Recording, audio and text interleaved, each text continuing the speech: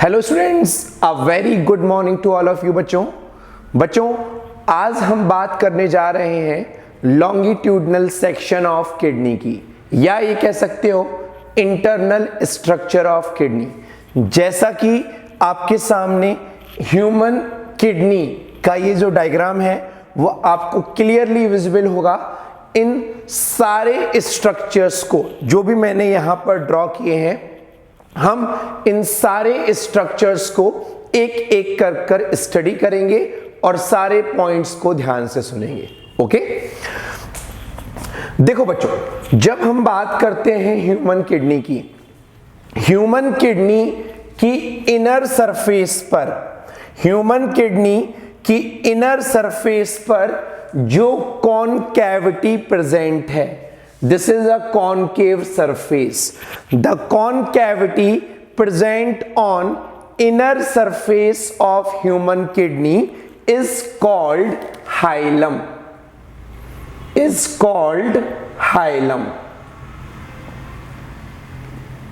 बच्चों, इस हाइलम से ही यूरेटर बाहर की तरफ निकलता है और रीनल आर्टरी एंटर करती है और रीनल वेन भी बाहर निकलती है।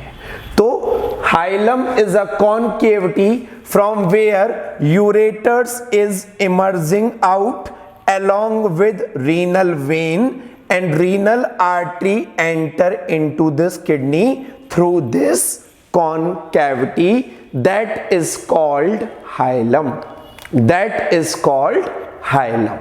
Clear these points? Now human kidney में जो सबसे बाहर लेयर प्रेजेंट होती है, ह्यूमन किडनी में जो सबसे आउटर साइड में लेयर प्रेजेंट होती है बच्चों, that layer is called renal capsule. This layer is called renal capsule.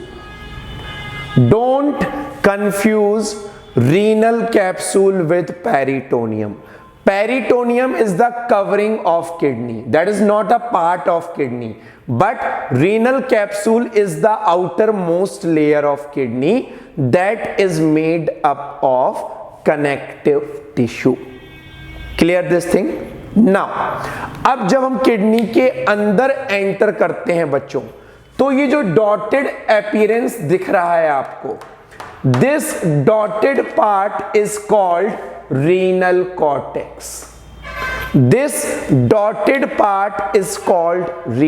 Cortex. और ये जो डॉटेड अपीयरेंस है बच्चों किडनी की या रीनल कॉर्टेक्स की, that represent location of nephrons are the structural and functional unit of kidney. In simple way you can say, kidney के अंदर जो सेल्स होती हैं बच्चों, उनको हम बोलते हैं नेफ्रॉन। और नेफ्रॉन की लोकेशन जिस तरीके से होती है, तो नेफ्रॉन का कुछ पार्ट रीनल कॉर्टेक्स में डॉटेड अपीयरेंस शो करता है। रीनल कॉर्टेक्स में डॉटेड अपीयरेंस शो करता है। Clear this thing? नाउ तो renal capsule is the outermost covering, then inner part में सबसे पहले रीनल कॉर्टेक्स। अब जब हम एंटर करते हैं on the inner portion of kidney, तो बच्चों आपको यहां पर ये पिरामिड्स दिख रहे होंगे। ये पिरामिड्स किडनी के जिस पार्ट में प्रेजेंट होते हैं, उस पार्ट को हम बोलते हैं रीनल मेड्यूला।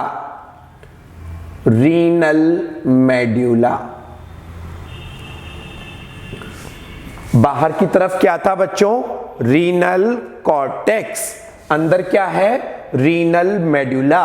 और renal medulla contain 10 to 12 conical pyramids which are called renal pyramids. These pyramids are called renal pyramids or conical pyramids. Clear this thing? Now, in conical pyramids के बीच में बच्चों रीनल कॉर्टेक्स प्रेजेंट है, the portion of renal cortex which is present in between renal pyramids, that is called renal column of Bertini. That is called renal column of Bertini. So renal column of Bertini is the actual part of renal cortex which is present in between medullary pyramids. Clear this thing? Now the tip of each renal pyramid, बच्चों ये renal pyramids है, ये इनका base, ये इनका epics. The tip or apex of each conical or renal pyramid is called renal papilla. These renal papilla open into tubular structures. These tubular structures are called calyx. Now, calyx are of two types, minor calyx, major calyx. ध्यान से सुनना बच्चों, हर conical pyramid का जो tip है वो कहलाता है renal papilla.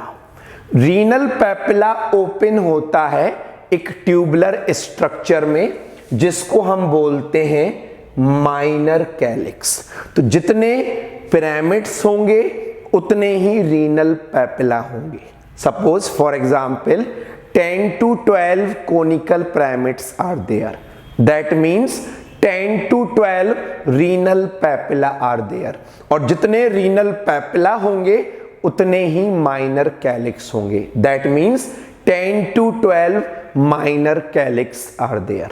Now 3 to 4 minor calyx combine to form or open into another tubular structure that is called major calyx. तो जब 3 to 4 minor calyx open into major calyx तो major calyx का नंबर कम हो जाता है, that remain 3 to 4. और सारे major calyx open होते हैं इस यूरेटर के प्रॉक्सिमल पार्ट में जिसको हम बोलते हैं renal pelvis. Just remember this point, renal pelvis is a part of ureter, not the kidney. Clear? तो renal papilla open into minor calyx, minor calyx open into major calyx, major calyx open into renal pelvis, which is the proximal part of ureter. And these are the blood vessels, renal artery and renal vein, which carry and just return blood from the kidney. Clear these points? So guys, this is about the structure of kidney. Now, kidney की structural और functional unit को हम कहते हैं nephron. बच्चों, nephrons are the site where urine is formed. Kidney में क्या बनता है? Urine, excretory waste. वो एक्सक्रीटरी वेस्ट कौन बनाता है? किडनी की सेल्स, नेफ्रॉन. नेफ्रॉन उस यूरिन को पोर करती हैं रीनल पैपिला में, in the tip of renal pyramids. Renal papilla से यूरिन आता है minor calyx, then major calyx and then into renal pelvis of ureter. Clear these points? I am again repeating all the internal structural points of kidney. Just listen very carefully. The concavity present on inner surface is called hilum, through which ureter and renal vein comes out and renal artery enters. The outermost layer is called renal capsule, which is made up of connective tissue. Internally, the outer portion is called renal cortex, which show dotted appearance. The inner portion is called renal medulla, which contain 10 to 12 renal pyramids or conical pyramids. Clear? Then conical pyramids tip is called renal papilla. Renal papilla open into minor, then major calyx, and finally drain the urine into renal pelvis of ureter. So guys, this is completely about the internal structure of human kidney. Okay?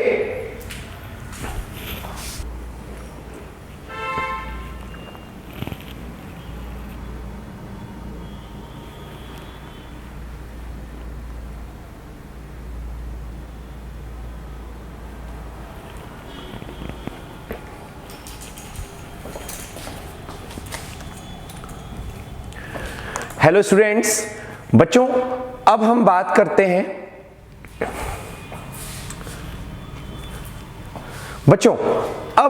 करते हैं kidney की structural and functional unit that is nephron के बारे में। बच्चों, each kidney consist of approx 1 million of nephrons. एक kidney में 1 million के आसपास नेफ्रॉन्स पाए जाते हैं। Nephrons are also called uriniferous tubules. Nephrons are also called uriniferous tubule. बच्चों, जब हम बात करते हैं नेफ्रॉन के स्ट्रक्चर की, तो नेफ्रॉन कंसिस्ट ऑफ 2 कंपोनेंट्स। एक कंपोनेंट नेफ्रॉन में होता है जो कि सी शेप्ड होता है या कप शेप्ड होता है, that is called Bowman's capsule. और जो सेकंड पार्ट होता है दैट इज ट्यूबुलर पार्ट। तो सबसे पहले हम बात करते हैं बोमेन्स कैप्सूल की। बच्चों, ये जो आपको कप शेप्ड स्ट्रक्चर दिखाई दे रहा है, सी शेप्ड स्ट्रक्चर दिखाई दे रहा है, that is Bowman's capsule. Bowman's capsule consists of 2 layers. This outer layer is called parietal layer.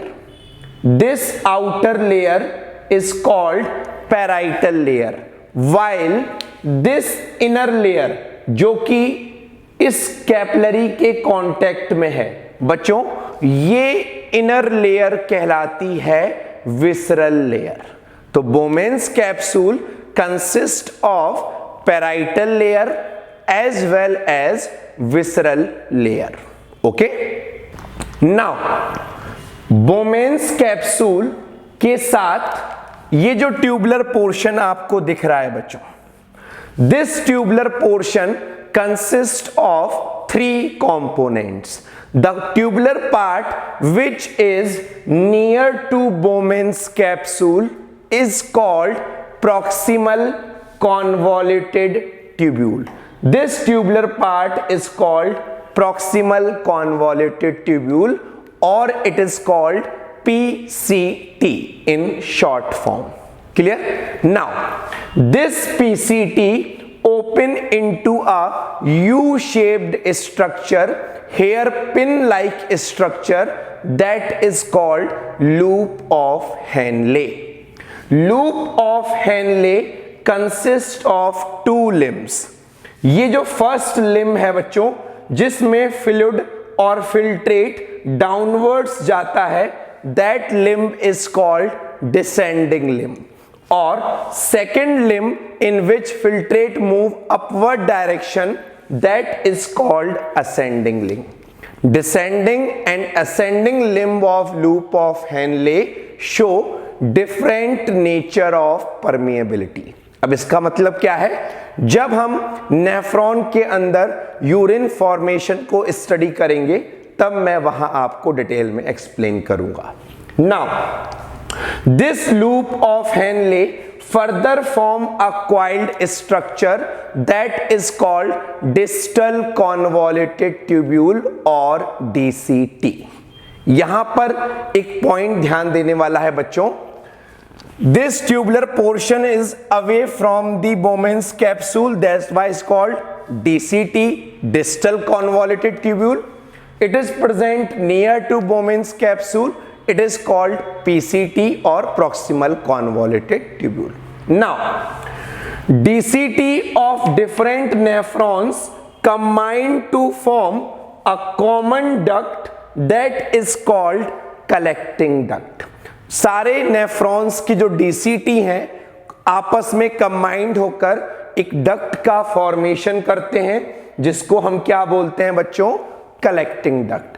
फिर कई सारी कलेक्टिंग डक्ट आपस में कंबाइंड होती हैं and they open into another tubular structure that is called renal column of बैलेनी।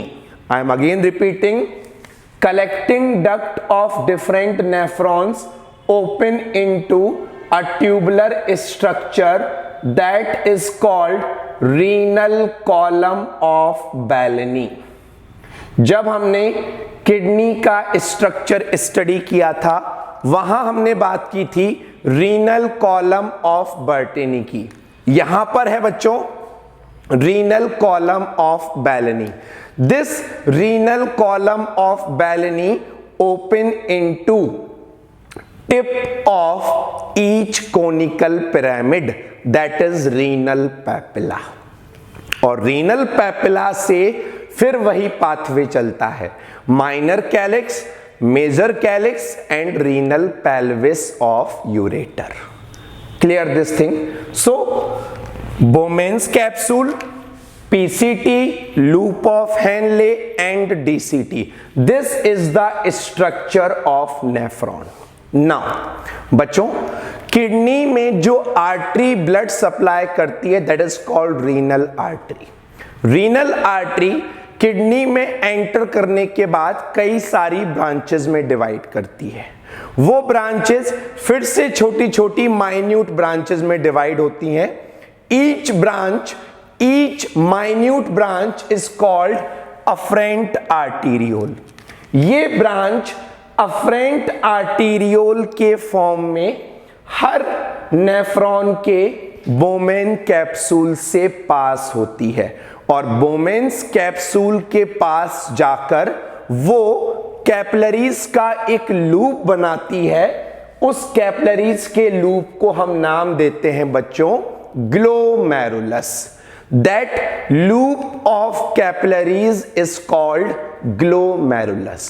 यहां पर एक पॉइंट ध्यान देने वाला है, कई बार बच्चे कंफ्यूज हो जाते हैं कि glomerulus is a part of nephron, but बच्चों glomerulus is a part of afferent arteriole, is a part of an artery, is a part of blood circulatory system, not the nephron.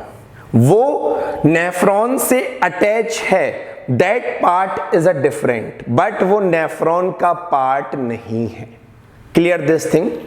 Bowman's capsule और glomerulus को हम combinedly बोलते हैं, either it is called renal corpuscle और it is called Malpighian corpuscle. I am again repeating, Bowman's capsule and glomerulus combinedly known as renal capsule or Malpighian capsule।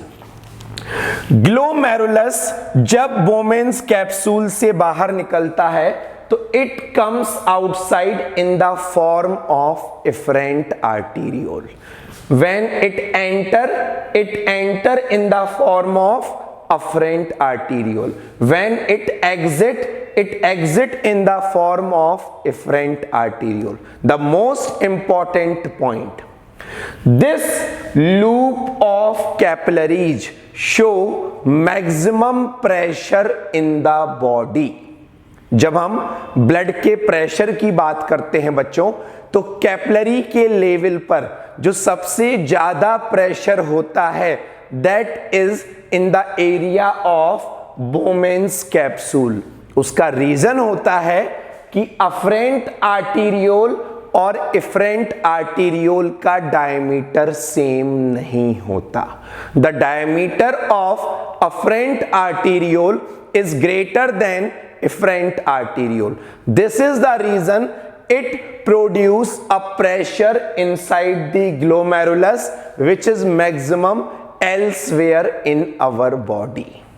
Clear this thing? Now ये जो efferent arteriole है बच्चों, ये efferent arteriole further इस PCT, loop of Henle और DCT के चारों तरफ भी कैपिलरीज का एक दूसरा लूप बनाती है जिसको हम पेरीट्यूबुलर कैपिलरीज कहते हैं। मैं आपको डायग्राम में शो करता हूं। This efferent arteriole form another loop of capillaries around PCT, loop of Henle and DCT, and finally it open into renal vein. Finally it combined with capillaries of other nephrons and form renal vein. तो ये part कहां से आ रहा था?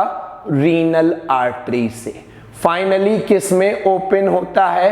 Renal vein में। These loops of capillaries are known as peritubular capillaries.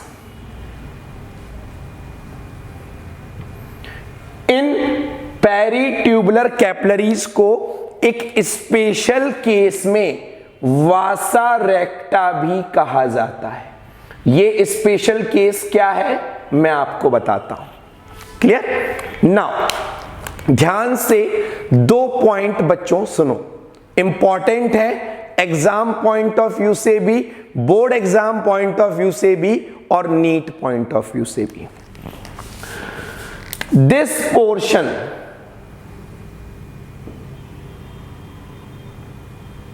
of nephron, Bowman's capsule, PCT and DCT. This portion of nephron is located in renal cortex और renal cortex के dotted appearance के पीछे का reason भी यही है क्योंकि वहां पर PCT भी कॉइल्ड स्ट्रक्चर के फॉर्म में होता है, डीसीटी भी कॉइल्ड होता है और बोमेन्स कैप्सूल भी कहीं ना कहीं सी शेप्ड और कप शेप्ड फॉर्म में होता है। This loop of Henle and this collecting duct comes under renal medulla. Means nephron के ये portion loop of Henle and collecting duct renal pyramids के अंदर होते हैं और लूप ऑफ हेनले की रीनल पिरामिड के डेप्थ के बेस पर, आई am again repeating, on the basis of location of loop of Henle inside the renal pyramid, nephrons are classified into 2 categories। बच्चों 2 टाइप के नेफ्रॉन्स होते हैं, एक कहलाते हैं कॉर्टिकल नेफ्रॉन्स। कॉर्टिकल नेफ्रॉन्स वो नेफ्रॉन्स होते हैं जिनमें लूप ऑफ हेनले का बहुत ही कम पार्ट रीनल पिरामिड्स के अंदर होता है, और सेकंड नेफ्रॉन कहलाते हैं जक्स्टा मेडुलरी नेफ्रॉन। ये वो नेफ्रॉन है जिनका loop of Henle renal pyramids में काफी डेप्थ तक प्रेजेंट होता है। 85% ऑफ नेफ्रॉन्स कॉर्टिकल नेफ्रॉन्स होते हैं, 15% नेफ्रॉन जक्स्टा मेडुलरी नेफ्रॉन होते हैं। आई am again repeating, in cortical nephron loop of Henle is located at superficial level inside the renal pyramids, while in juxtamedullary nephron loop of Henle located deeply in renal pyramids। Clear these things? Second point, ये जो आपको peritubular capillaries दिख रही हैं बच्चों, cortical nephron में इन peritubular capillaries को हम यही नाम देते हैं, that is peritubular capillaries. But जब बात आती है जक्स्टामेडुलरी नेफ्रॉन की, तो वहां पर इन पेरीट्यूबुलर कैपिलरीज को हम नाम देते हैं वासा रेक्टा। तो पेरीट्यूबुलर कैपिलरीज जो नेम है वो यूज होता है कॉर्टिकल नेफ्रॉन के लिए, और बच्चों जो वासा रेक्टा नेम है वो यूज होता है जक्स्टा मेडुलरी नेफ्रॉन के लिए, जक्स्टा मेडुलरी नेफ्रॉन के लिए। Clear this thing? So this is the difference between cortical and juxtamedullary nephron. So guys, this is completely about internal structure of kidney, structure of nephron, different parts of nephron, as well as types of nephron. In next lecture we will discuss about the mechanism of urine formation. Clear this thing? Thank you so much. God bless you.